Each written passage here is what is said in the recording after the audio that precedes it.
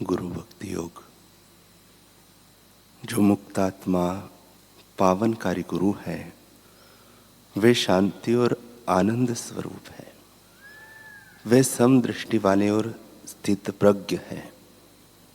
उनके लिए मान अपमान, स्तुति निंदा, सुख दुख समान है। वे काम, क्रोध, लोभ, मद और मत्सर से मुक्त है। उनको रुचि अरुचि नहीं होती। उन्हें कोई आसक्ति नहीं होती। वे बालक जैसे निर्दोष फिर भी ज्ञान के भंडार हैं। वे अपनी उपस्थिति मात्र से या कृपा दृष्टि से ही शिष्यों के सब संशय दूर करते हैं। गुरु की निजी सेवा जैसी पावनकारी और कोई चीज नहीं है। मोक्ष के श्रमजनक मार्ग में गुरु कृपा सचमुच विश्वसनीय साथी है। केवल गुरु की शरण में जाने से ही जीवन को जीता जा सकता है। यह तो आप हमने सभी ने सुना पढ़ा देखा है कि ब्रह्मज्ञानी संत महापुरुष के सानिध्य में आने मात्र से खूंखार, डाकू, हिंसक प्राणी आदि के घातक स्वभाव बदल जाते हैं। जब उनकी आभा इतना विलक्षण परिवर्तन करने में सक्षम होती है तो उनमें छिपी दिव्य शक्ति को पूर्ण रूप से मापना मानवीय बुद्धि एवं उनके द्वारा निर्मित यंत्रों के लिए भला कैसे संभव हो सकता है।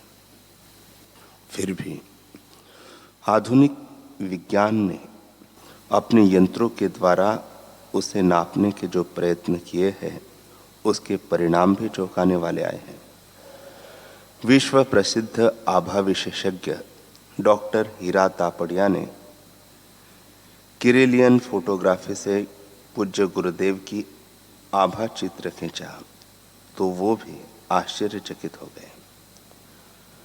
डॉक्टर तापड़िया कहते हैं, मैंने अब तक लगभग 7 लाख से भी ज्यादा लोगों के आभा चित्र लिखे हैं जिनमें 1000 विशिष्ट व्यक्ति शामिल हैं, जैसे बड़े संत, साध्विया, प्रमुख व्यक्ति आदि। आज तक जितने भी लोगों की आभाएं मैंने ली हैं उनमें सबसे अधिक प्रभावशाली एवं उन्नत आभा संत श्री आशाराम जी बापू की पाई। बापू जी के सत्संग में जब मैं गया था तो वहां जांच करने पर मैंने देखा कि बापूजी की आभा अपने आप रबड़ की तरह खींचकर खूब लंबी हो जाती है और वहां उपस्थित समूची भीड़ पर छा जाती है। बापूजी की आभा देखकर मुझे सबसे ज्यादा आश्चर्य हुआ, क्योंकि लगातार पिछले कम से कम 10 जन्मों से बापूजी समाज सेवा का यह पुनीत कार्य करते आ रहे हैं।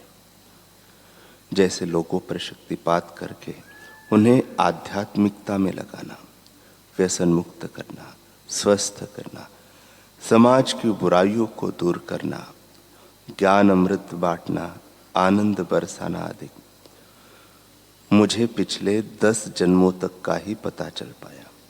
उसके पहले का पढ़ने की क्षमता मशीन में नहीं है।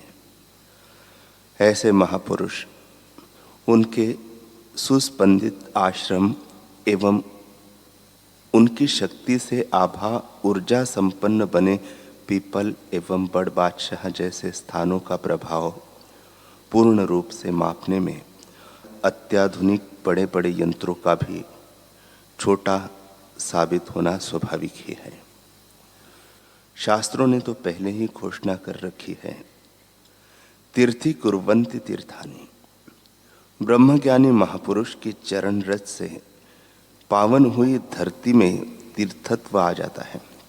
उस स्थान पर की गई प्रदक्षिणा, जप, ध्यान, भजन से दुख, चिंता, रोग, शोक आदि दूर होकर सबकी कामनाएं पूर्ण होती हैं। कामनाओं का मिट जाना, निष्काम हो जाना, यह और भी ऊंचा लाभ है। और ऊंचा लाभ आध्यात्मिकता में ऊंचे लोगों को होता है। इससे तो अमीट आत्मिक आनंद, शांति का प्रसाद मिल जाता है। इससे होने वाले लाभों का वर्णन करने में बड़े बड़े विद्वानों की मतियां भी छोटी पड़ जाती है। ओम प्रकाश शर्मा दिल्ली से गुरुदेव का अनुभव बताते हुए कहते हैं कि एक बार मेरे भतीजे को मिर्गी का दौरा पड़ा, जिससे उनके मुंह में झाग आ गया और वह छटपटाने लगा। कुछ महीने बाद फिर वैसा ही दौरा पड़ा। मैंने गुरुदेव की तस्वीर के आगे प्रार्थना की और मनोती मानी कि मेरा भतीजा ठीक हो जाए तो मैं बड़दादा की परिक्रमा करूंगा।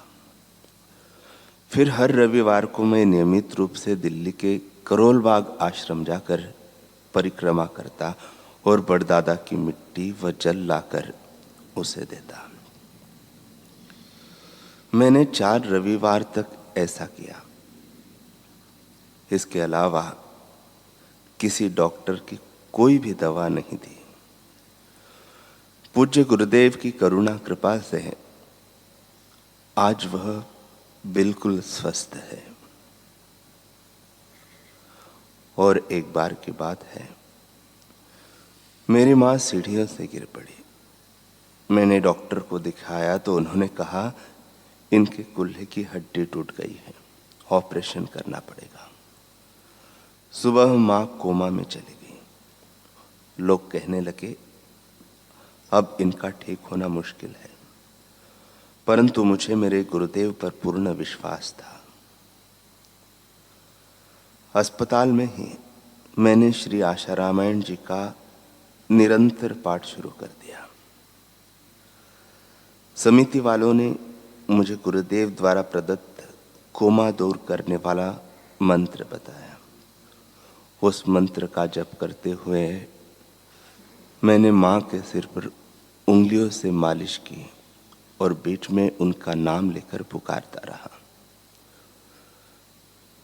मेरी मां कोमा से बाहर आ गई। दीक्षा लेने वाले को फायदा जल्दी होता है और श्रद्धा से जपने वाला भी इसका लाभ ले ही लेता है। डॉक्टर हैरान थे कि इतनी जल्दी यह कैसे संभव हो सकता है। मैंने मन में कहा यह सब मेरे गुरुदेव की कृपा का प्रभाव है। अभी भी मां बिल्कुल ठीक है। सबके रक्षक पूज्य गुरुदेव ही है। मेरे सद्गुरुदेव के चरणों में शत शत नमन है, प्रणाम है।